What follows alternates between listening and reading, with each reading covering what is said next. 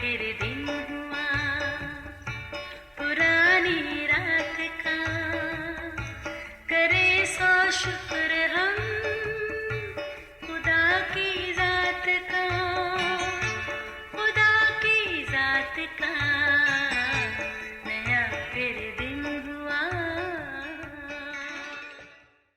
आज की आयत।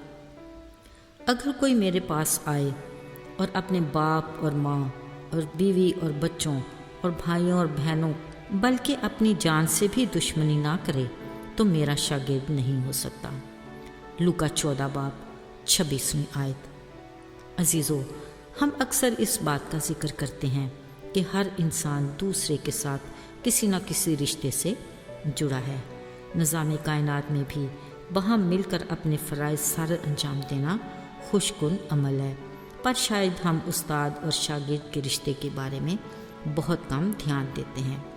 ज़रा गहराई में जाएं तो बिलाशुबा ये एक मुनफरद और मिसाली रिश्ता है। किसी सियाने ने बड़ी खूबसूरत बात कही कि सड़क और उस्ताद दोनों अपनी जगह पर ही रहते हैं, मगर उसी सड़क पर चलती गाड़ी अपनी मंजिल पर पहुंच जाती है। उसी तरह उस्ताद वहीं खड़ा है, मगर जिस रास्ते पर उसने अपने शागिर्द को डाल दिया, अगर वो कायम रहे तो एक दिन मंजिल पर पहुंच जाता है। ये है सड़क और उस्ताद की आला ज़रफ़ी।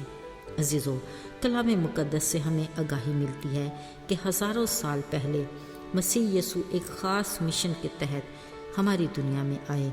इस मकसद के लिए उन्होंने कुछ लोगों को अपने साथ खिदमत के लिए चुना, जो नहायत सादा लोग और मछलियाँ पकड़ने वाले मगर मेहनती लोग थे। यसू मसीह ने उन्हें अपनी शागिर्दी में लेकर ऐसी तरबियत की कि वो बिल आखिर आदमगीर बन गए, जिनकी गवाही की बदौलत हज़ारों लोग यीशु पर ईमान लाकर ईमानदारों की जमात में शामिल होते थे। अजीज़ों, जहाँ मसीह यसू एक माहिर और मिसाली उस्ताद थे, वहाँ उनके शागिर्द भी वफ़ादारी निभाते, ईमान में मजबूत और रोज़ बरोज़ अपने उस्ताद की रफ़ाकत में आगे बढ़ते। अगरचे वो अपने उस्ताद के बारे में ना इतना कुछ जानते, ना उसके मुस्तकबिल के बारे में मालूमात रखते थे, मगर बिलाशुबा वो अपने उस्ताद की हकीकी मोहब्बत और उसकी तिलिस्मी शख्सियत और हलीमी से खासे मुतासिर थे। जिसने एक बार कहा, लूमियों के भट्ट होते हैं और हवा के परिंदों के घोंसले, मगर इब्ने आदम के सर धरने की भी जगह नहीं। इसलिए वो सब कुछ छोड़कर अपनी ज़िंदगी का हर दिन यीशु के साथ बखुशी गुजारते, गांव-गांव, शहर-शहर बिना बुड़बुड़ाए, बगैर थकन थकावट के घूमते, दिन भर हज़ारों मौज से देखते, यीशु की सच्ची कड़वी बातों के मजहबी लीडरों के रद्द-ए-अमल से लुत्फ़ उठाते। गरज यीशु के साथ हर पल किसी न किसी बात पर हैरान होने के लम्हात उनके लिए बड़े ही कीमती तजर्बात होते। वो लोगों की भीड़ को तालीम देने के साथ अपने शागिर्दों को भी ख़ास तालीम देते। एक बार पतरस ने पूछा, देख, हम तो अपना सब कुछ छोड़कर तेरे पीछे हो लिए हैं, हमें क्या मिलेगा? यकीनन पतरस का ये सवाल बाकी सबके जज्बात और ख्वाहिशात की तर्जुमानी भी करता था। यीशु ने बड़े प्यार से कहा, जब इब्ने आदम नई पैदाइश में अपने जलाल के तख्त पर बैठेगा, तुम सब मेरे साथ 12 तख्तों पर बैठकर इसराइल के 12 कबीलों का इंसाफ करोगे। ओह, इतना बड़ा इनाम और अजर का सुनकर शागिर्दों के दिलों में खुद साख्ता शकूक और शुबात के बादल मुकम्मल तौर पर छट गए। उन्होंने नए सिरे से खुद को अपने उस्ताद के साथ शागिर्दी के रिश्ते में बहाल किया और एक नए जज्बे के साथ यीशु से पूरे दिल, जान और ताकत से मोहब्बत का इरादा किया।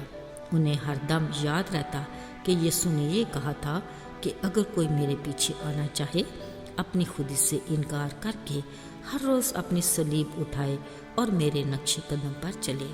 वो अभी तक इस तसल्ली में ही थे कि वो खुदा के फरमान पर कायम हैं।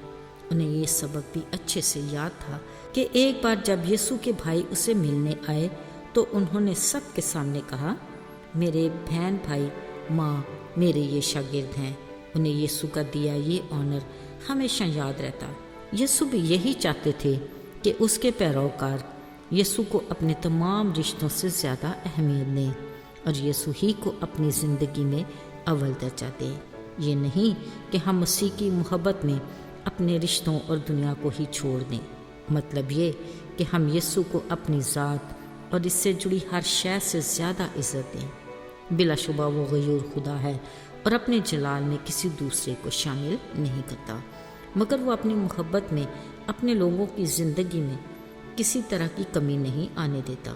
وہ اپنے ساتھ فرمانبرداری میں کثرت کی برکات دیتا ہے تاکہ ہم خدا کے فضل کے ہاتھ کے نیچے بھرپور زندگی گزاریں۔ آئیے دعا کریں۔